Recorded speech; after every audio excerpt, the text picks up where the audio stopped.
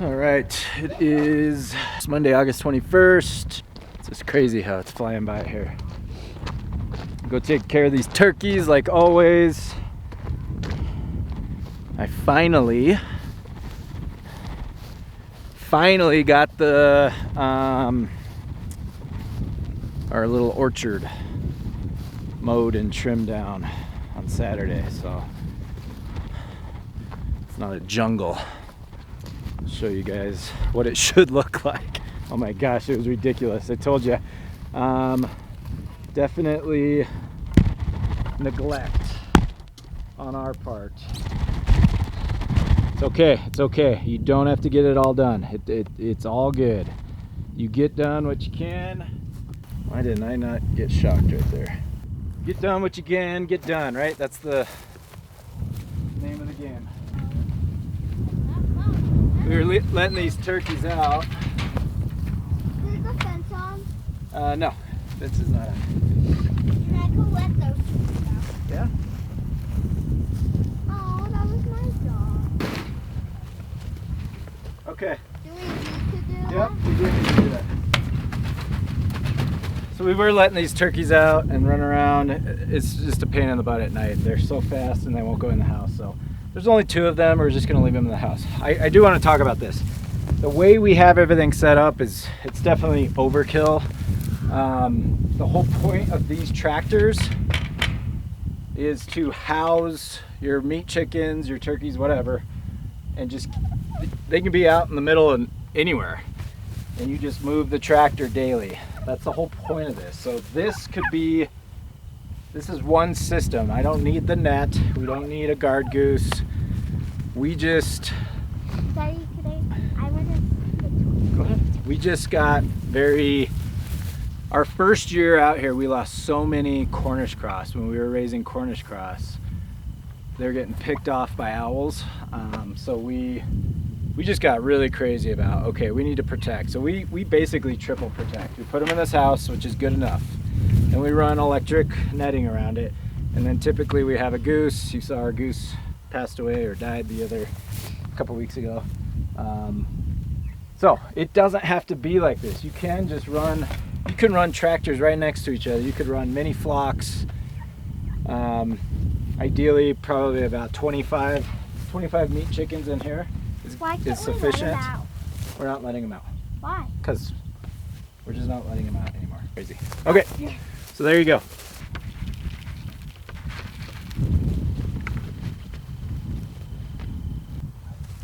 Dad, Yes. what's probably the smartest farm animal? Pigs. Pigs are very smart. What about cow? Pigs are smarter than cows. What? Yeah. All right, let's do the water. What's, Hey baby, can you bring this back to the garage? I gotta fill this up with turkey. I've had like this sickness.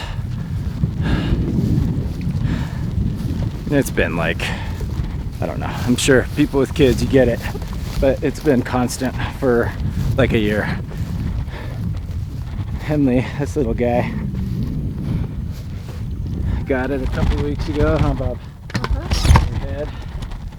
that's my fever. And your fever, yeah. No, Eddie got it.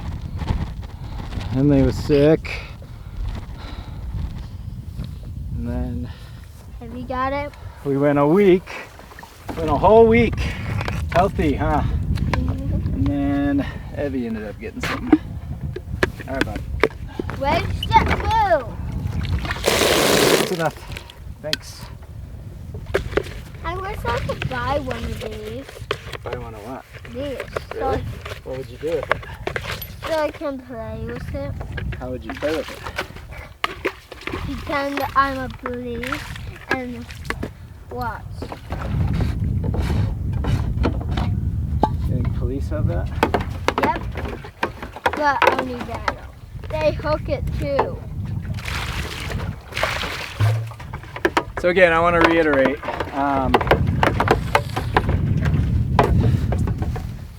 in terms of protection, I don't know if you guys can see me or not. It is sufficient enough just to run those chicken tractors. I know I've said this multiple times, but what was that, Bubba? If I get too much popsicle in my mouth, Too cold. Brain freeze. So it is sufficient enough. You can literally build the chicken tractors, run them side by side depending on how many birds you've got, and just move them anywhere in the open field. That should be sufficient enough, and nothing's going to get in there. We took it the next level because I like our birds somewhat free ranging. So we cover them with the net so that they've at least got, that's 100 linear feet. So they've got room to roam. And then every week I put them on fresh pasture, and then I just move the house daily. That makes me feel better at night because we've got coyotes and we've got all sorts of stuff. Gosh, our neighbor's dogs killed a badger a couple years ago, so there's a badger out here. There's plenty of stuff. Yippee! Ow, the sun's hurting my eyes. To get these birds. And then we take it another level. All right, bud. Just one little, okay, that's good. And then we add that guard goose.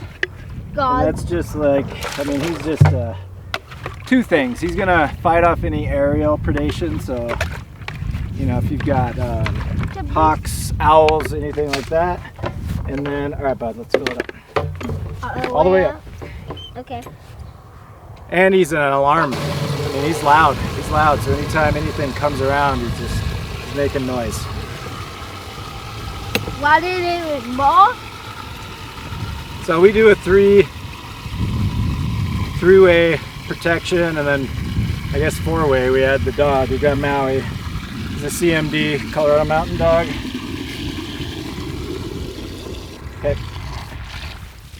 Oh, look down. It's okay. One more. No way. All the way. Just slow.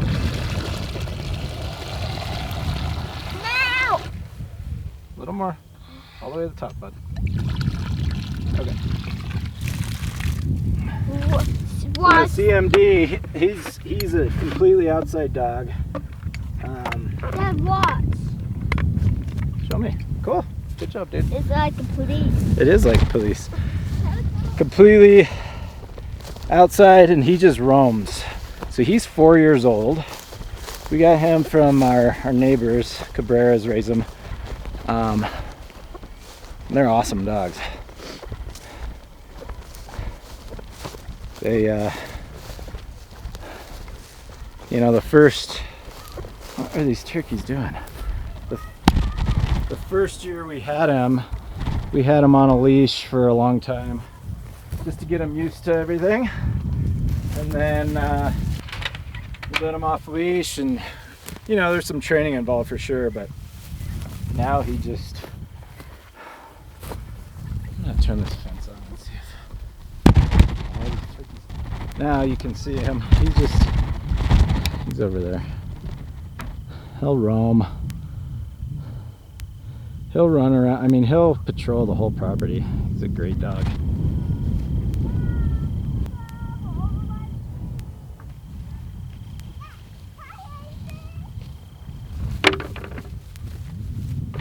Go get the turkey feed, bring it out, and then we're done with the turkeys. And I'll show you guys our cleaned up orchard, the way it's supposed to look. Didn't we water yesterday?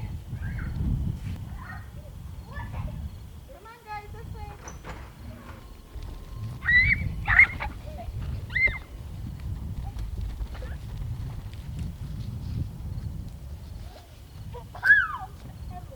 Bye.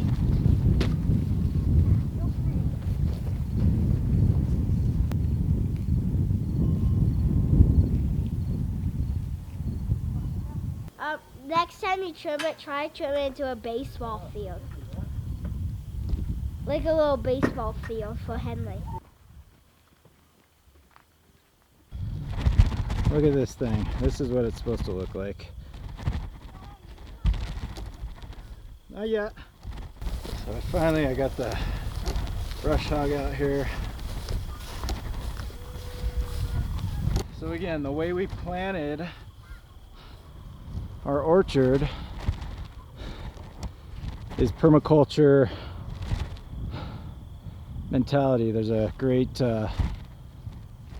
movie documentary out there called Permaculture Orchard. Those are the philosophies we followed. So it's NAP, N-A-P, nitrogen, apple, pear. Nitrogen, apple, pear. You want a nitrogen fixer in between your apple and pear, or plum, pear, plum, and then we threw you know, peaches and cherries in there as well. So this guy was here when we moved, and so was that guy. And these are plums and apples. This is a plum. This guy way down there is an apple. So those three were here. We planted all of these last year. So this is our nitrogen fixer right here. Locust. So we chose locust. So we've got a locust. And then we tried, again, permaculture orchard mentality is you can plant stuff in between. So over there you can see we did raspberries. In between here is elderberry. So we've got elderberry right there. So the thought is you can grow nice bushes under the trees, and you can plant them a lot closer than what most people say. So anyways, trimmed out. These trees are, yeah, a year old since we planted them. So we've got pears, we've got plums, we've got cherries, apples. You can see the raspberries over here did pretty good. They're actually spreading. There's one there. This guy died. This one's doing okay. This one's doing really good. It's spreading. It's starting to do what it's supposed to be doing, which is offshoots, right? So there's offshoots here. There's some offshoots back here, and then some over here. So, and again, it was late. So there's another locust. So we had some late harvest last year, and then I think that's got to be a locust on the end. So ideally you want a nitrogen fixer. So you've got a tree. It's going to fix nitrogen to both trees. So got a locust here that's going to fix nitrogen there and here. Yep. I don't think any of these are ripe yet. Nope, they're not. Got pumpkins growing. Because I thought you might not want it, so I waited. But I thought I could just have one tomato. That's fine. I just have You can have whatever you want, but we just don't. We have too many cucumbers. We gotta get going. Mommy's already got Mary. Can I come with you? Sure.